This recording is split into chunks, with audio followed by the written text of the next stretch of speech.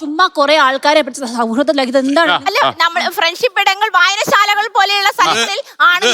ഞാൻ എന്റെ ചോദ്യം ഇത് മാത്രമേ ഉള്ളൂ, ഒറ്റ ചോദ്യം. എനിക്ക് ഒരു ചോദ്യം മാത്രമേ ഉള്ളൂ. ലിവ് ഇൻ റിലേഷൻഷിപ്പ് ഇപ്പൊ ഇങ്ങനെ ഒരു ക്ലാസിന്റെ ആവശ്യം ഉണ്ടായിരിക്കില്ല. ഇപ്പൊ കല്യാണം കഴിക്കുന്ന ആളുകൾ ക്ലാസ് അറ്റൻഡ് ചെയ്താൽ മാഡത്തിന് എന്തെങ്കിലും കുഴപ്പമുണ്ടോ? വളയൂരി പോവോ? എന്തെങ്കിലും കുഴപ്പമുണ്ടോ? ഉണ്ടോ? കല്യാണം കഴിക്കാൻ താല്പര്യമില്ലാത്തവരെ കമ്പൽ ചെയ്ത് നിങ്ങൾ ഇന്ന സമുദായമാണെങ്കിൽ താല്പര്യമില്ലാത്ത ഒരാൾ ഇവിടെ കമ്പയർ ചെയ്യുന്നില്ല.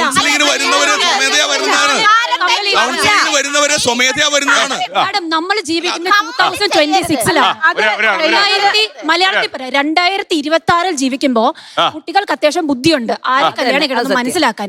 അല്ലാതെ ചായ കുടിക്കുന്ന അല്ല കല്യാണം. ഞാനിതുവരെ കല്യാണം കഴിച്ചിട്ടില്ല. പറ്റുന്ന ആളെ കിട്ടിയാൽ ഞാൻ പറയാം, പറ്റുന്ന ആളെ കിട്ടിയാൽ എനിക്ക് തോന്നും ഓക്കെയാണ്. അച്ഛനോ അല്ലെങ്കിൽ അച്ഛനോ SNDP ഒന്നും എന്നോട് പറയത്തില്ല. ഇവർക്കൊക്കെ അത്യാവശ്യം ബോധം. എന്താണ് മാഡത്തിന് എന്തെങ്കിലും കുഴപ്പമുണ്ടോ? ഇവര് ക്ലാസ് അറ്റൻഡ് ചെയ്താലും കുഴപ്പമുണ്ടോ? അല്ലല്ലോ.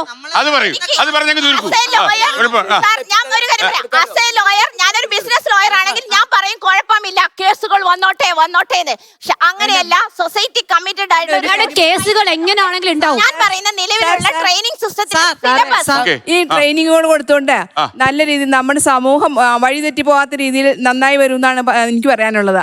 ഈ തരത്തിലൊരു ലീവിങ് ടുഗദറിലേക്ക് വരുമ്പോൾ ഒരുപാട് പേര് അങ്ങനെ വന്ന് പെട്ട് ഒരുപാട് ജീവിതങ്ങളെ കുടുംബങ്ങളെല്ലാം നശിച്ചു പോകും.